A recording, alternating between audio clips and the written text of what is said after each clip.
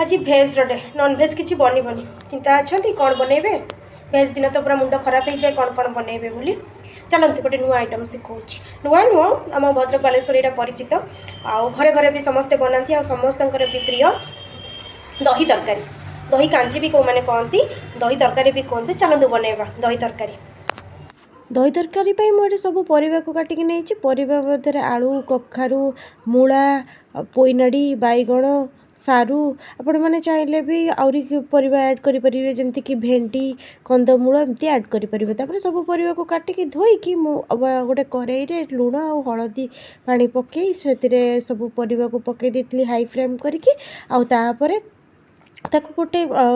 ढांकणा देके ढांकी देती आउ ढांकी सारा पर कौन कि सिझेबा पर्यंत आम छाड़ीदबा आउे एपटे कौन करी ना दही जोटा कि मार्केट रू आनी गाँव में भी देसी दही मिले सीटार बहुत भल हम मु मार्केट आनी दही रे किसी खटा पकई देती खटा हो नाला आउ टे बेसन हलदी चीनी लुण देकी ताको भल भाव में फेंटी देती आउ एपटे जो परिवा पकई से भल भाव में सिझी जाइए आउ सेई परिवा भितर मु ए दही को ऐड करी आ मन रखिए दहीटा को जिते बड़े पकेबा ना गैस रो फ्लेम टा हाई रखिए आउ हाथटा चलैथुबे जदि माने हाथ चलैबा बंद करेंगे डांगेबा बंद करदे छेना छिड़ीज तापर जिते फुटी आसब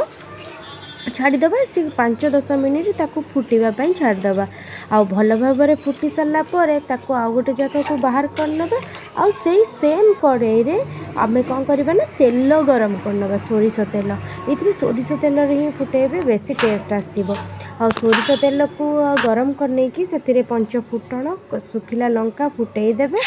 आउ छुटा रसुण ता सहित भूसंग पत्र मेन हूँ कि भूसंग पत्र मो पाखे कंचा वाला नाला सुखिला वाला पकई देती आको हाल्का फ्राए करेंगे माने बेसी जमती न भाजबे ताको हाल्का फ्राए करके से जो दही को रखि थे छुंक देदेवे आ देखो केते सुंदर भाव में फुटुची आउ से जो कंचा बास्ना रसुण ना कहीं कहते बहुत बढ़िया सेंट रही था आउे भल भाव में सबको मिक्स कलापर गोटे सेकेंड फुटेवाई छाड़देवे आउ जदि धनिया पत्र अच्छी आपण पाखे ताकू मिक्स करेंगे केमती धनिया पत्र को आणिकी काटिकी ऊपर ताकू पकईदेवे आउे काढ़े खाइबे वाओ कि टेस्ट जदि देह भल नहीं खट्टा खाइबा को इच्छा होची एई तरकारी करी खातु ना बहुत बढ़िया लगे वीडियो भल लगे लाइक करदेवे।